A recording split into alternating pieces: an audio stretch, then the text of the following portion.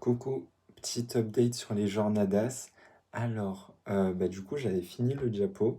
Je vais vous montrer à quoi il ressemblait le diapo fini. Sauf que entre-temps, mon groupe m'a dit que c'était pas le bon plan. Enfin, en gros, j'avais tout fait solo, mais il m'avait pas dit qu'il fallait garder, enfin, il fallait avoir un plan spécifique. Du coup, on est actuellement lundi soir, donc mardi vu qu'il est minuit passé. Et les jornadas, c'est dans 2 jours, donc c'est jeudi matin. Et je suis en train de tout refaire, c'est-à-dire, là, je refais le diapo de A à Z. Enfin, pas de A à Z, je vais garder quelques trucs, mais j'en fais 90% du truc. Je vais refaire tout le texte. Je vais essayer de garder quelques trucs, mais on va tout refaire. Et voilà quoi. On a pris une canette de Monster, ça fait déjà 2 heures qu'on y est dessus. Et je pense que ça va continuer encore quelques temps. Je pense que si je suis couché à 4 heures, j'ai été efficace. Parce qu'en 4 heures pour tout refaire, c'est pas mal quoi. Donc voilà, parce que demain, je fais un appel avec tout le monde. Ils me disent si c'est bon ou pas. Et après, je commence à l'apprendre. Et j'aurai tout mercredi pour l'apprendre, ce qui est cool. Et voilà quoi. Donc on repart au taf. Un peu deg de devoir tout refaire. Mais bon, c'est comme ça. La soirée va être longue, à la vôtre. Ah oui, je vous ai pas dit. Pour travailler, on a la playlist Minecraft. C'est genre les sons de Minecraft. C'est une loupe de 12 heures. Et c'est plutôt cool. Ça détend en même temps qu'on révise. Voilà, je vous dis à tout à l'heure pour voir le rendu. Oula. Pour voir le rendu final. Bisous. Bon, et il est exactement 4 heures du matin. On a commencé, on va arrondir, on va dire on a commencé à minuit, voire 23h30, un peu avant quoi. Donc ça fait 4 heures. En 4 heures, on a réussi à créer un nouveau diapo.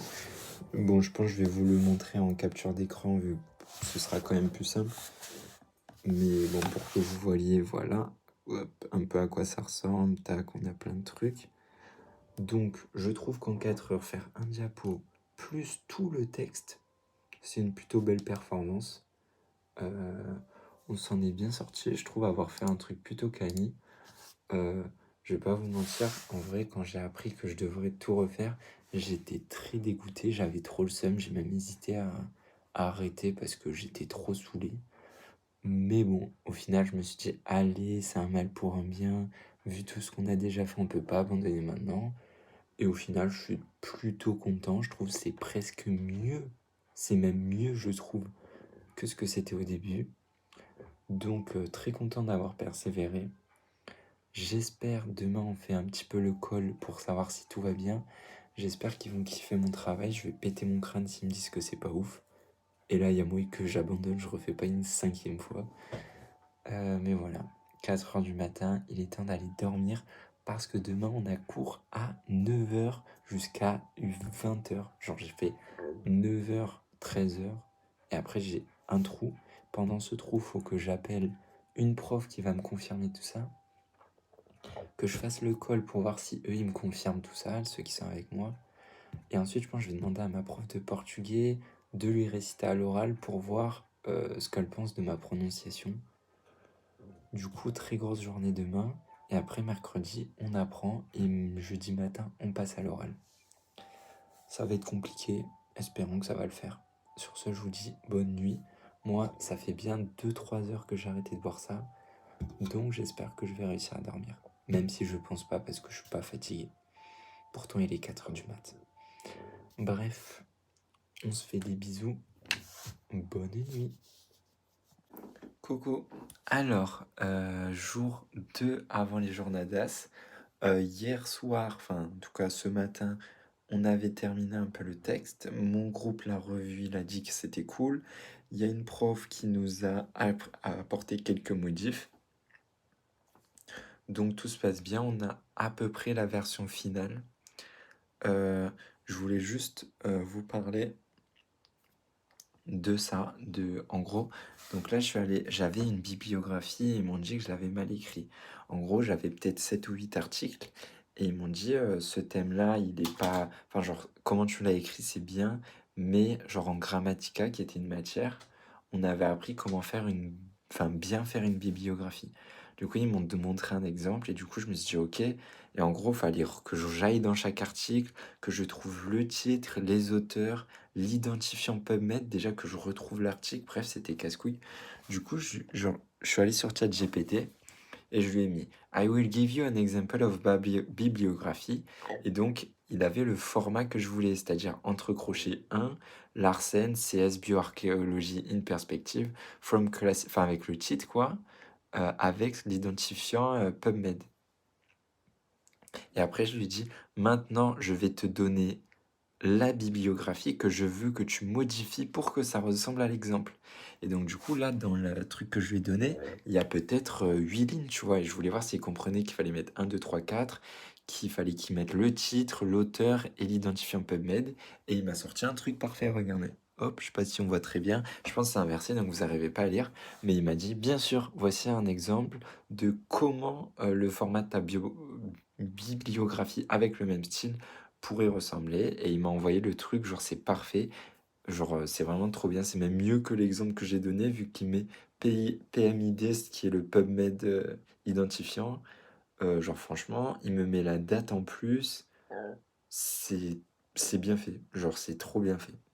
Voilà, encore une fois pour dire que vraiment je pense que l'IA ça a un avenir de fou, mais faut pas que ce soit trop, je sais pas. Mais en tout cas pour l'instant c'est incroyable. Voilà. On se retrouve demain. Demain matin, je vais aller voir la présentation orale des autres. Donc, je vous donnerai mon ressenti. Ensuite, je commence à apprendre moi ma présentation. Ensuite, j'ai un appel avec la prof. Et ensuite, je finis d'apprendre mon truc. Et après, on passe à l'oral. C'est cool. Coucou. Alors, on est la veille des jornadas. Il est exactement 1h du mat. Et je vais faire ma dernière répétition avant les vals. Un peu de stress, on va pas se mentir. Ce matin, je suis allé voir les autres communications orales et les mecs étaient super forts. Il y avait un étudiant de 5e année qui avait une prestance et genre il parlait trop bien à l'oral. Genre même moi en français, je sais pas si j'aurais pu faire mieux.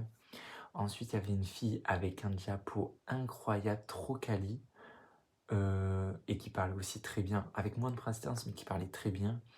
Et moi, étant donné que j'ai un diapo bof, voire ok, et une prestance proche de 0, ça va être compliqué. Mais on donne tout et on verra bien. Allez, je vais vous faire cette présentation avant l'oral. Je filme au cas où je fais de la merde à la présentation. Tu sais, genre, j'ai filmé en gros ma première présentation. Là, je filme ma dernière et après, il y aura l'oral. Ok. C'est mon dernier entraînement, tu vois, avant le truc. Bom dia a todos, o meu nome é Gauthier Abel e estou um estudante do segundo ano de Medicina Dentária e hoje vou falar de um assunto muito importante e atual que é a dentina esclerótica. C'est trop bizarre, tu vois. Que é a dentina esclerótica e as suas ligações com o envelhecimento e a apoptose dos odontoblastos. Os odontoblastos retêm a atividade celular durante a vida de dente saudável. São células encontradas na polpa e responsáveis por produzir a dentina. Os odontoblastos têm corpo celular e processo odontoblástico. O processo odontoblástico estende-se através de túbulos dentinários em direção da periferia da dentina. Assim, a apoptose dos odontoblastos, que é associada à idade, representa ponto fulcral. No outro lado, a dentina esclerótica tem uma estrutura diferente da dentina intertubular. A maioria dos túbulos dentinários ficam obstruídos e, por isso, reduz a sua permeabilidade. Além disso, é mais mineralizada, o que torna a dentina mais dura, mas também mais suscetível à fratura.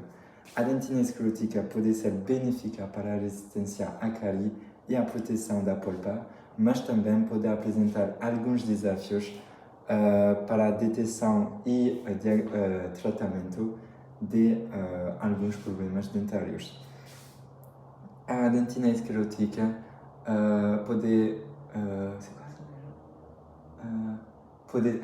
a dentina esclerótica pode tornar-se cada vez mais importante. Cada vez mais importante porque a primeira causa de dentina esclerótica é a idade, e dado que se manifesta a partir dos 20 anos, et à midi. En fait, ça me perturbe. En fait, je viens de me percevoir que genre, ça déconcentre trop d'avoir des gens qui regardent. Mais surtout, un gars qui regarde, c'est chaud. Alors que. Ouais, en vrai, je sais pas. Un groupe, franchement, des personnes qui vont te regarder, tu vas être dans ton truc. Ouais, je pense. Là, je suis tout seul à t'écouter. Dado que se manifesta a partir dos 20 anos, e à medida que a população envelhece e que nós mantemos os nossos dentes naturais por mais tempo, parece óbvio que haverá cada vez mais casos de dentina esclerótica nas clínicas.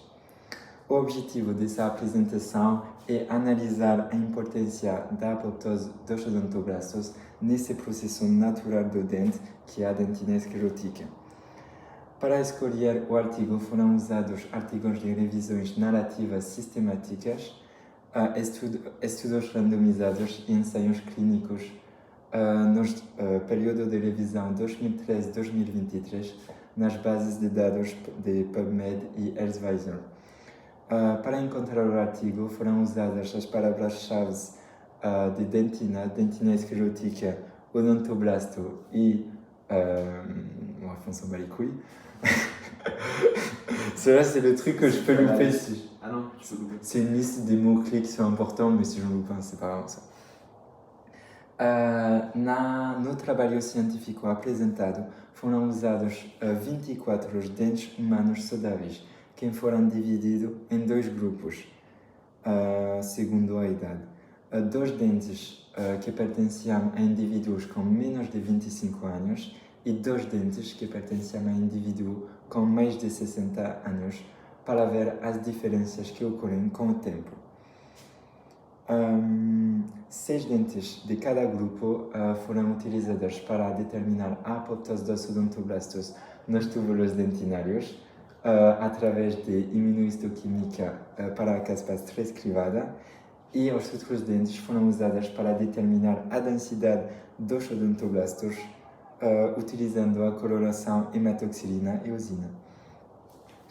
O primeiro facto que foi observado é que, com o tempo, há uma diminuição dos odontoblastos nas pessoas idosas. Como se pode ver neste gráfico, há sempre menos odontoblastos nos idosos que nos jovens. Por exemplo, 39 para 24, 10 para 3. Há sempre menos odontoblastos nas pessoas idosas, com uma predominância no terço apical. Nesse caso, é uma diminuição de 71%. Na segunda figura, o tom mais escuro identifica a enzima caspase transcrivada que identifica a apoptose dos odontoblastos. É significativamente maior nos túbulos dentinários das pessoas mais velhas, comparada com uma pessoa mais jovem. Admite-se que com o tempo, com a idade, a diminuição que observamos na primeira tabela da quantidade de odontoblastos é devido à apoptose dos odontoblastos. Observa-se também que com a apoptose dos odontoblastos há um aumento de íons de cálcio. Como se pode ver neste gráfico, a apoptose dos odontoblastos está relacionada com a libertação de íons de cálcio. Admite-se assim que o desequilíbrio de íons de fósforo e de cálcio esteja na origem da mineralização intratubular. Como se pode ver na imagem, na primeira temos um túbulo dentinário aberto de uma pessoa jovem e um túbulo dentinário fechado por causa da mineralização intratubular de uma pessoa mais idosa. Pronto, a dentina esclerótica é um processo natural que acontece com o envelhecimento da dentina. Como diz, com o tempo, com o envelhecimento, há uma apoptose dos odontoblastos que leva à mineralização intratubular por causa do desequilíbrio de íons de cálcio e fósforo. Agora vamos ver as melhores maneiras de detectar esse fenômeno. O médico dentista deve procurar sinais desta condição, tais como alterações de cor, de textura ou aumento da sensibilidade. O médico dentista também pode usar radiografias ou outros testes de imagiologia. Por exemplo, na primeira imagem na direita, podemos ver uma zona mais branca, que é uma zona mais mineralizada, que representa a dentina esclerótica e que é mais radiopaca numa radiografia. Na segunda imagem, na zona B, temos uma pequena linha transparente, que é uma zona de dentina esclerótica, onde não há processos odontoblásticos nem túbulos dentinários. E nas últimas fotos temos um processo odontoblástico com o túbulo dentinário e na outra temos um túbulo dentinário fechado, obstruído, com a mineralização intratubular. Então não há processo odontoblástico. Agora vamos tentar ver as melhores maneiras de tratar esse fenômeno, porque a diminuição da porosidade dificulta a adesão dos adesivos nos dentes. Primeiro temos o tratamento conservador, que visa a conservar a estrutura natural do dente, removendo a quantidade mínima de tecido necessário. Temos também o condicionamento ácido, que se aplica no dente para criar uma superfície mais porosa, que permite uma melhor adesão dos tratamentos. O laser RIAG é muito usado em casos de dentina esclerótica, em vez que o tecido é mais duro e mais resistente. No entanto, requer habilidade e treinamento, e não todos os médicos dentistas estão equipados para esse tipo de tratamento. E finalmente temos os revestimentos adesivos, que aderem muito bem ao dente e de forma muito eficaz, mas o problema disso é que é mais caro. Para resumir, a dentina esclerótica é um processo que ocorre ao longo da vida. A apoptose dos odontoblastos acontece nos túbulos dentinários e pode ser a primeira causa, a causa principal da dentina esclerótica. Além disso, há uma aumentação do grau de mineralização dentro dos túbulos dentinários, há uma diminuição da permeabilidade e da porosidade e um aumento da fragilidade dos dentes. A dentina esclerótica pode apresentar alguns desafios para os tratamentos, mas felizmente existem vários tratamentos para cada caso, e por essa razão é muito importante compreender as causas e consequências da dentina esclerótica, a fim de melhor prevenir, tratar e detectar essa condição que é fisiológica, que ocorre a todos e que continuará a ocorrer mais e se ver mais nas clínicas por razões demográficas óbvias. Espero que tenham gostado desta apresentação e que tenham aprendido mais sobre a dentina esclerótica. Gostaria de agradecer especialmente à comissão organizadora por essa oportunidade, por um estudante estrangeiro falar em frente, em cima do palco, é um imenso honor. Agradecer também aos meus colegas que me ajudam neste trabalho, e especialmente às professoras Augusta Silveira e Inês Guimarães pela confiança que colocaram em mim e pela ajuda que me deram. Si tiverem alguma dúvida, não hesitem. Alors, Ta dernière phrase, elle est grave bien. on a fait combien? Un peu moins de 11 minutes, ça va. On est carré. Niveau temps, je pense que c'est pas mal. Niveau temps, ouais, après je me dis, genre tu vois le truc à un moment où j'ai bugué sur les Oui, puis à un moment où Et on bah va ça, parler un peu. une fois sur deux, j'oublie de le dire. Donc Ok. si j'oublie de le dire, en soi, c'est pas grave. Ouais, ouais. Et ça me fait moins de temps, quoi.